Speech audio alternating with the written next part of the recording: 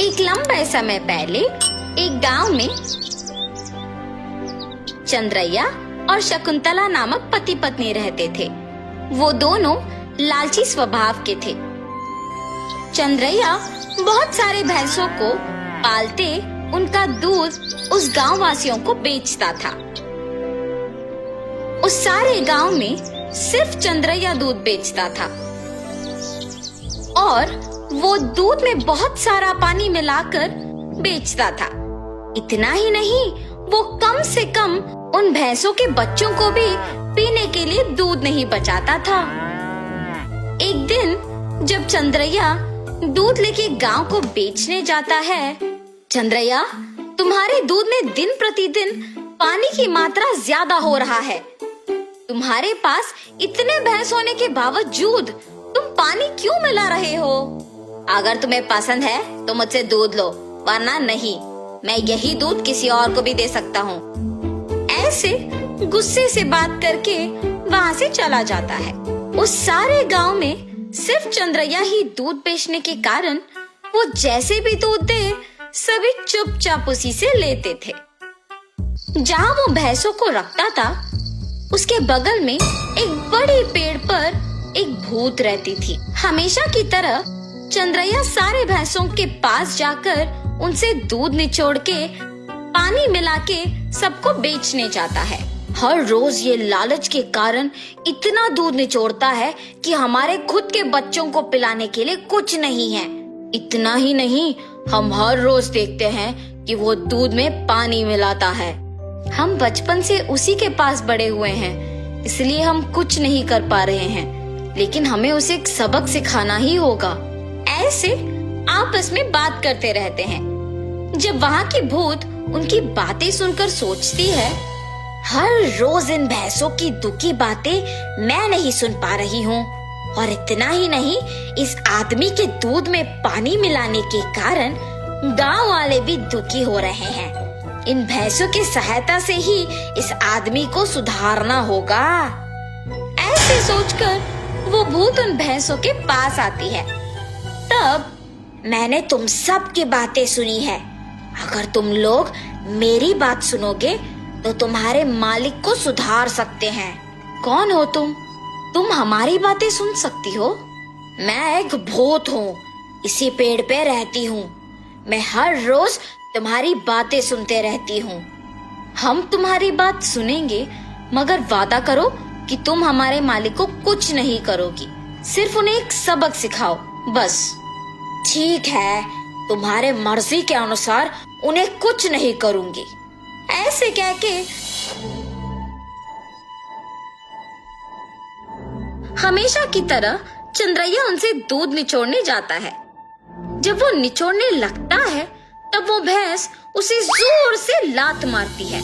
बाप रे शकुंतला, मेरा पीठ टूट गया। ऐसे जोर से चिल्लाने पर शकुंतला अपने पति के पास आती है। अरे रे, क्या हुआ? आप गिर कैसे गए? उस भैंस को आज कुछ हुआ है। जब मैं दूध निचोड़ने गया तो उसने मुझे जोर से लात मारा। आप रुकिए, मैं भी जरा देखूं कि ये भैंस दूध कैसे नहीं देगी। ऐसे कह के शकुंतला उस भैंस से दूध निचोड़ने की कोशिश करती है, और उस भैंस ने शकुंतला को भी उसके पति के ही तरह जोर से लात मारती है। तुरंत उनके बच्चे ही सारे दूध पी जाना देख पति पत्नी कुछ नहीं कर पाते हैं, सिवाय उनको देखना। अरे रे, सारा दूध सिर्फ ये बच्चे पी रहे हैं, कुछ तो कीजिए। आज के लिए हम कुछ नहीं कर सकते हैं, शाम को वापस आएंगे दूध निचोड़ने। ये फैसला करके वहाँ से चले जाते हैं। शाम को जब दोनों वापस दूध निचोड़ने जाते हैं, तो सुबह की ही तरह वो भैंस उन दोनों को लात मारती है। ये देख पति पत्नी दोनों डर के मारे घर चले जाते हैं। ऐसे कुछ दिनों तक भैंस उन्हें दूध निचोड़ने नहीं देती है और सारा दूध सिर्फ अपने बच्चों को पिलाती है। सुनिए, कम से कम हमारे उपयोग के लिए तो दूध निचोड़ के आइए ना। बाप रे, हम अगर इस गांव में भी दूध नहीं दे पा रहे हैं तो भी ठीक है, मैं तो उस भैंसों के पास नहीं जाऊंगा। वहाँ के भैंसों में से एक को कुछ तो हुआ है, इसीलिए हमें दूध निचोड़ने नहीं दे रही है और सिर्फ उसके बच्चों को दूध पिला रही है। उतना चाहिए तो तुम खुद निचोड़ने जाओ। बाप रे, मैं अकेले? नहीं नहीं, हम दोनों मिलके दूध निचोड़ने की कोशिश करते हैं। चलिए ठीक है, कल सुबह जाएंगे।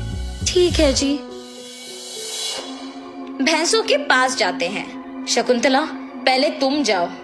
ऐसे कहने पर शकुंतला उन भैंसों के पास जाके दूध निचोड़ने की कोशिश करती है।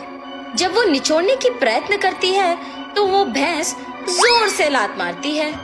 बिना दूध दिए अपनी पत्नी को लात मारने के कारण चंद्रैया को गुस्सा आता है और वो एक डंडे से भैंस को मारने लगता है। मेरी पत्नी को दूध निचोड़ने नहीं दोगे तुम? हाँ? ऐसे कहते हुए जोर जोर से मारता है, मगर उस भैंस की जगह चंद्रैया खुद पिटता है और इसी कारण उस भैंस को मारना बंद कर देता है।